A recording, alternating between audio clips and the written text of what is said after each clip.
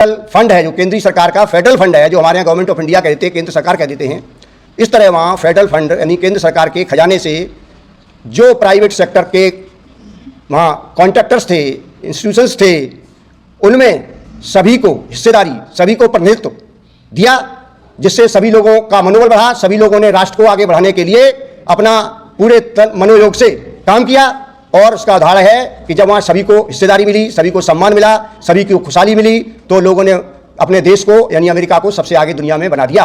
बहुसंख्यक लोग हैं, इनको हिस्सेदारी नहीं मिल रही है, इसलिए देश का विकास बिल्कुल असंभव है, कल्पनाहीन है।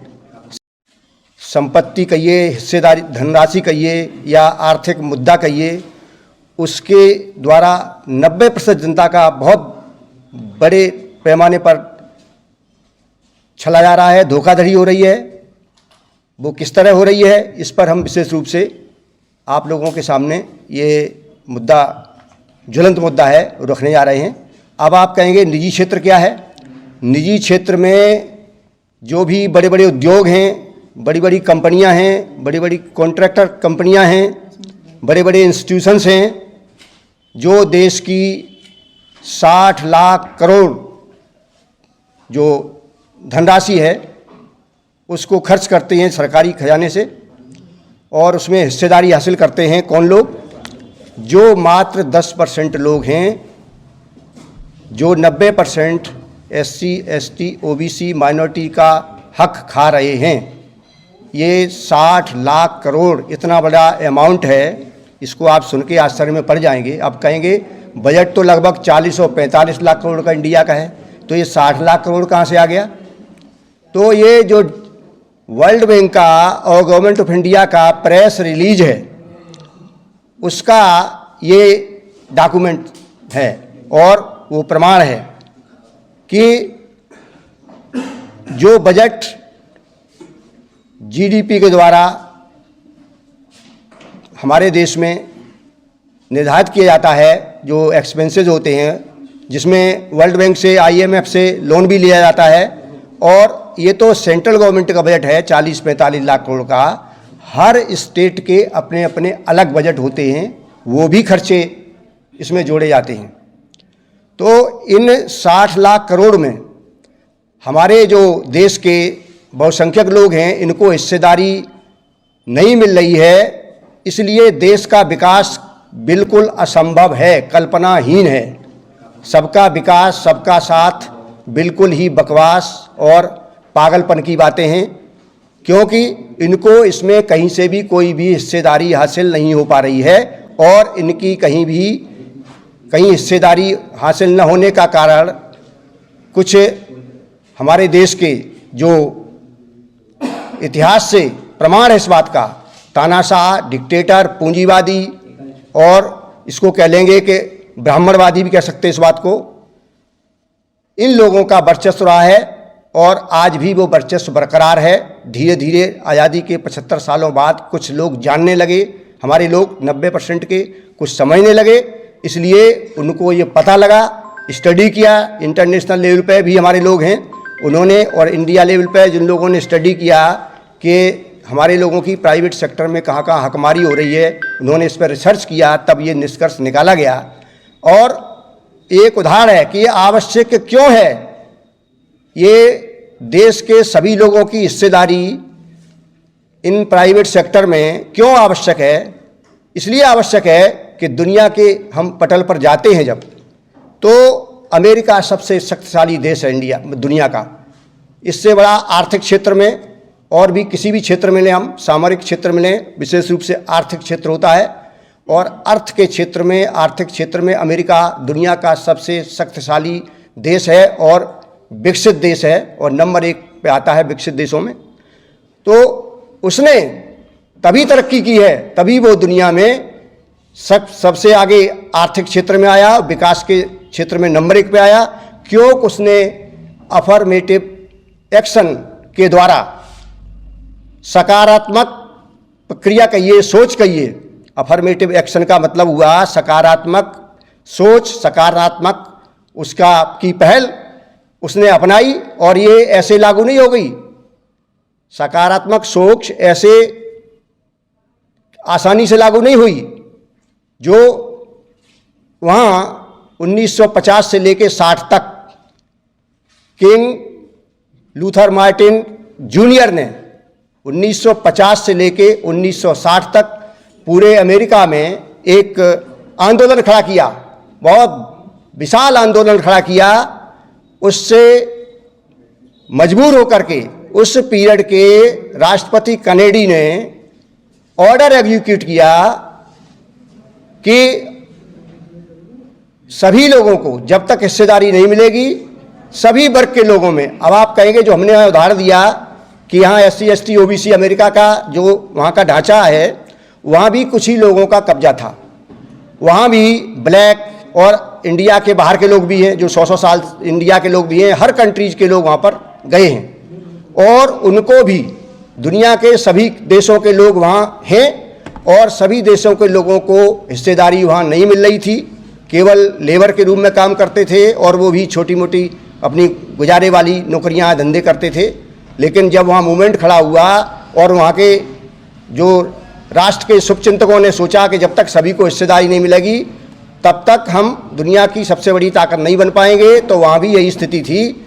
और उस स्थिति को देख के वहाँ जो 1950 से 60 तक आंदोलन सफल हुआ और उसके बाद कैनेडी ने वहाँ पर इस बात को समझा और कैनेडी के बाद में वहाँ उन्होंने दूसरे राष्ट्रपति जॉनसन आए, उन्होंने भी यही प्रक्रिया अपनाई और सभी को वहाँ की जो केंद्रीय सरकार फेडरल फंड है, जो केंद्रीय सरकार का फेडरल फंड है, जो हमारे यहाँ गवर्नमेंट ऑफ इंडिया कह देते हैं, केंद्र सरकार कह देते हैं, इस तरह वहाँ फेडरल फंड यानी केंद्र सरकार के खजाने से जो प्राइवेट सेक्टर के वहाँ कॉन्ट्रैक्टर्स थे, इंस्टीट्यूशंस थे, उनमें सभी को हिस्सेदारी, सभी को प्रतिनिधित्व दिया, जिससे सभी लोगों का मनोबल बढ़ा। सभी लोगों ने राष्ट्र को आगे बढ़ाने के लिए अपना पूरे मनोयोग से काम किया और उसका उदाहरण है कि जब वहाँ सभी को हिस्सेदारी मिली, सभी को सम्मान मिला, सभी को खुशहाली मिली,